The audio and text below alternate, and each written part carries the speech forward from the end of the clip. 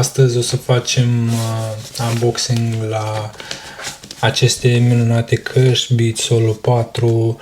Sunt pe culoare neagră. Culoarea neagră este culoarea mea favorită. Haideți să trecem la treabă. Să le desfac. Cum vedeți. Ceea ce mi se pare super interesant este acest logo pe cutie, după cum vedeți, și în această parte. Haideți să trecem la treabă. Uitați și aici. Ce avem aici? Vine cu câteva cărticele, un manual de instrucțiuni, aceste stickere dacă vrei să le adaugi pe căști.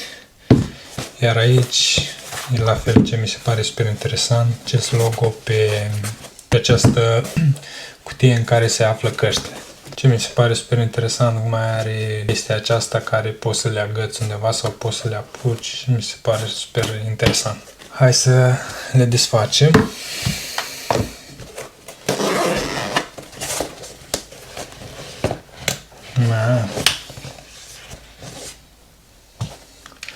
Până să ajungem la căști, hai să vedem ce mai are în interior. Vine cu acest jack, să zic așa, vine cu această mufă. În caz că rămâi fără baterie, poți să folosești această mufă jack. Și aici ce mai avem? Acest încărcător tip C cu ieșire C la fel. Mi se pare super interesant, poți să le încarci. Bun.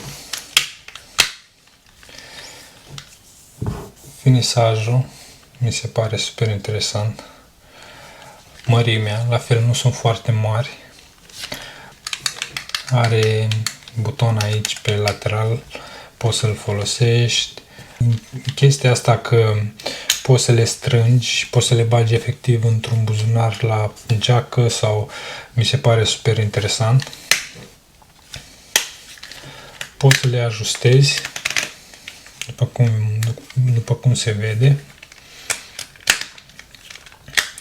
Aici, în partea din stânga, este scris left, urechea din stânga, ca să știi cum să le folosești. Aici este butonul, după cum vedeți, butonul de pornire. Se aprinde acest bec când l-ați pornit. Dacă rămâneți fără baterie, puteți să folosiți acel cablu și continuați să ascultați ceea ce vă doriți. Iar aici este mufa de tip C unde se poate încărca. Am mai încercat la cineva acest tip de căști. Ceva de genul arată. Am mai încercat mai înainte acest tip de căști de la cineva. Mi s-a spus că durata bateriei, dacă le folosești zilnic câteva ore, poate duce și la 3 săptămâni, 4 săptămâni, depinde cât de mult le folosești. Ceea ce mi se pare extraordinar.